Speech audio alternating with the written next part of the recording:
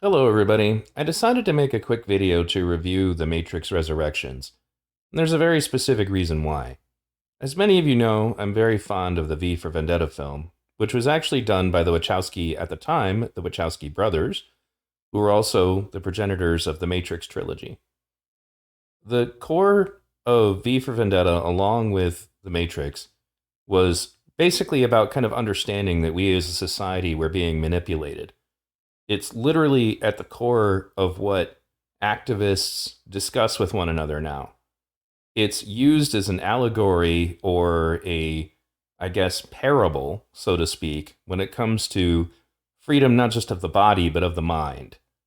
And I think that a lot of my viewers, who are obviously anti woke, would have skipped this film out of fear that it was a woke film. But it's really not. It's also not a garbage sequel. In fact, ironically, the filmmakers do a very good job of poking fun at the way that our current media regurgitates everything.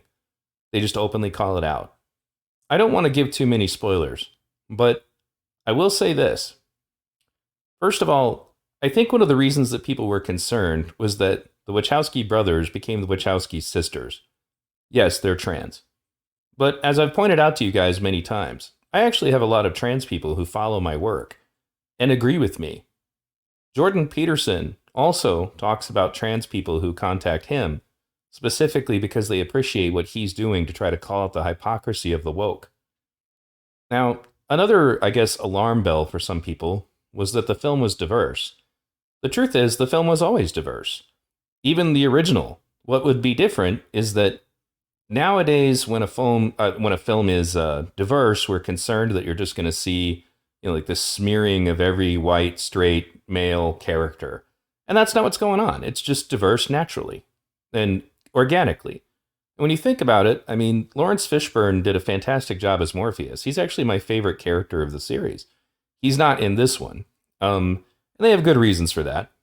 And unfortunately, I do miss Hugo Weaving, and he's not in this one either. But regardless, I feel that this film did an excellent job of kind of bringing the Matrix message to a new generation, but not in the way that I think they would have expected.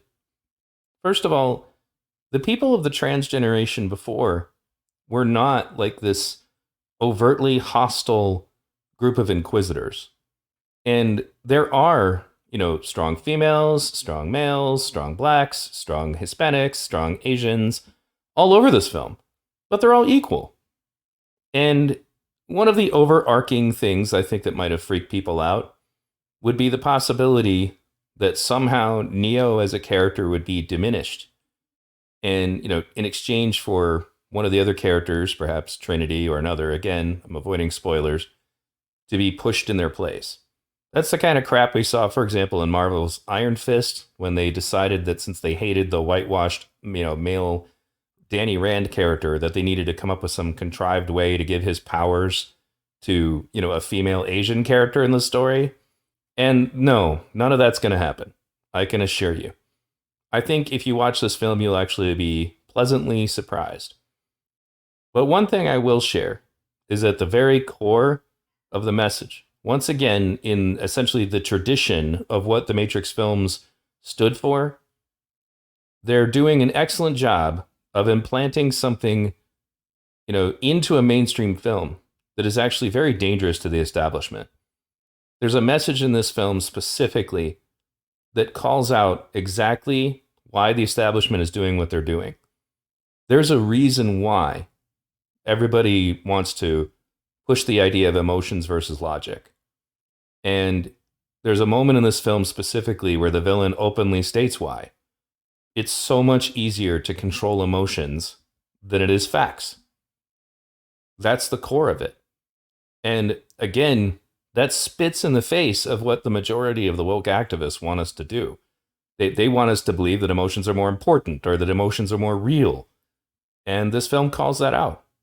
Honestly, The Matrix was always kind of a metaphor for the internet, for social media, in its own way.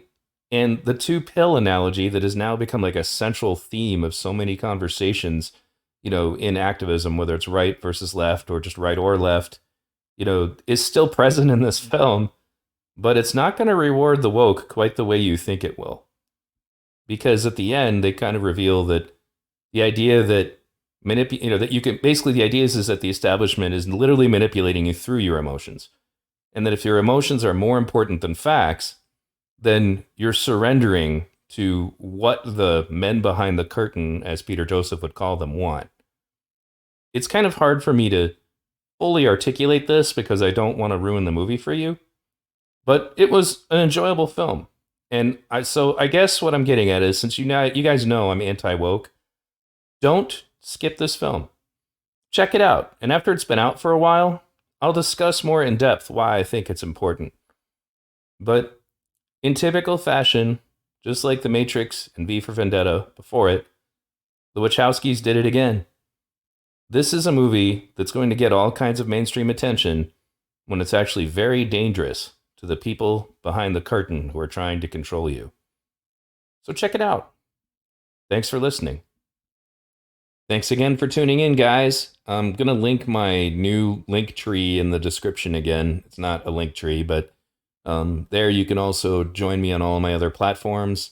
For some reason, my subscriber count has literally been stuck for the last 2 weeks, so I have a feeling that my future in YouTube may be short. So make sure that you check me out on Odyssey, Rumble, BitChute, and all my other platforms, which you'll be able to find in the link that I give in the description. Again, I'm not going to stop going on YouTube because their algorithm does tend to get you more random traffic than the others. But do find your way over to the other platforms just so I don't lose you guys in the event that YouTube finally just gets rid of me altogether. Thanks again for tuning in, and if you like my work, please subscribe. Obviously, like the video, share the video. That's really important for those of us who are being rejected by the algorithm. And if you want to support my work, you can support me on Patreon, Subscribestar, or PayPal, which will also be at the link I give in the description. I've got some big interviews coming up, so I'm looking forward to the future, even if it doesn't end up being entirely on YouTube.